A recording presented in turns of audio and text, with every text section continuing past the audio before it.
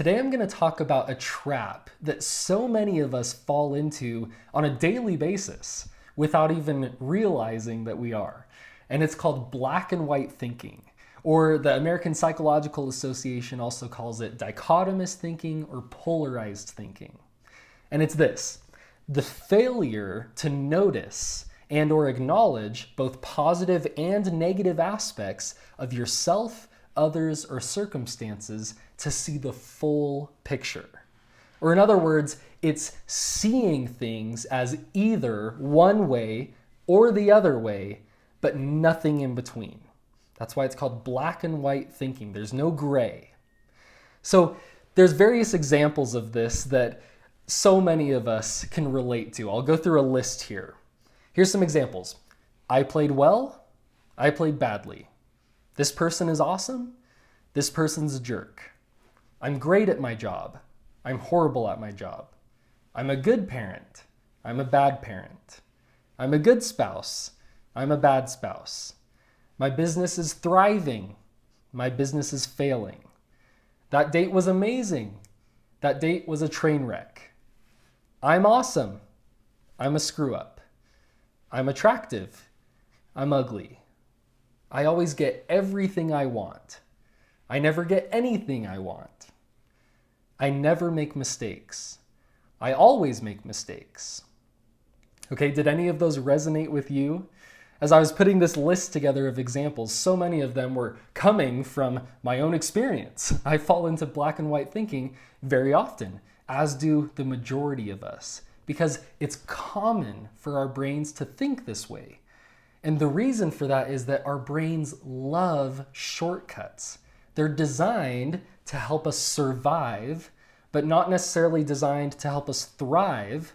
So one way that our brains try to help us survive is using as little energy as possible. So it uses shortcuts like black and white thinking. Oh, it's just this way. There's nothing else to think about that. But the truth is that that is not helpful. Most of the time, that keeps us from living our best life and our happiest life because it's blinding us to so much of our reality that is there in front of us, but we're failing to see it. There's a really interesting and powerful parable that comes from ancient Buddhist and Hindu and Jain texts, and it's called the parable of the blind men and the elephant. And it goes, there's a group of blind men who discover an elephant, and each of them touches the elephant on a different area of its body. And when they touch the elephant on that area, they use what they feel to describe to the rest of the group what an elephant is. So one person touches the trunk and says, oh, an elephant is like a thick snake. And another person touches the tail and says, no, an elephant is more like a small rope. And another person touches the leg and says, you guys are both wrong. An elephant's more like a tree trunk. And then another touches the ear and says, I don't know what any of you guys are talking about. This thing is like a big fan. And then another person touches the side of its belly and says, no, an elephant is like a wall. It's not really like anything you guys just said. Okay, so what's so fascinating about this parable is that each of these men were right in that what they were observing and then sharing with the others was true. But they were also all wrong in that what they were observing and then sharing was only one piece of the full picture. But they were taking that one piece and thinking that it was the whole picture. But when you combine everything that they observed all together as a group, you get much closer to the reality of what an elephant actually is. And this, to me, illustrates the concept of black and white thinking so well, because so often we hone in on one aspect of a situation, or one aspect of ourself, or one aspect of another person, and we fail to recognize all the other aspects of those things.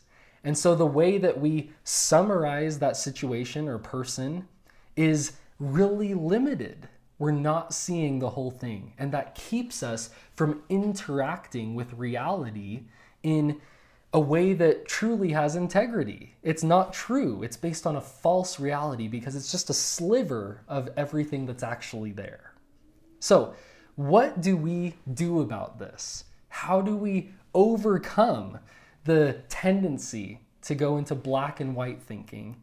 And how do we see reality for what it truly is?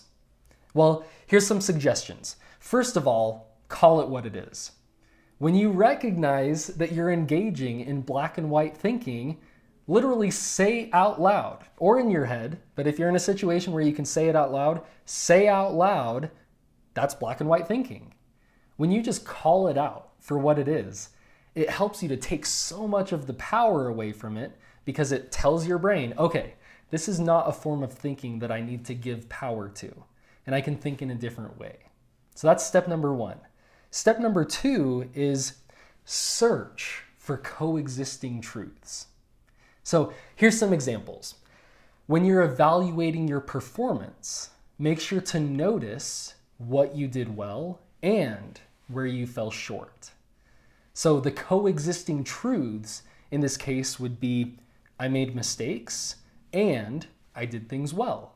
Both of those things are true. And if you only focus on one or the other, your picture of reality is very limited. They have to be true together, and they are true together. And you have to notice that to get the full picture.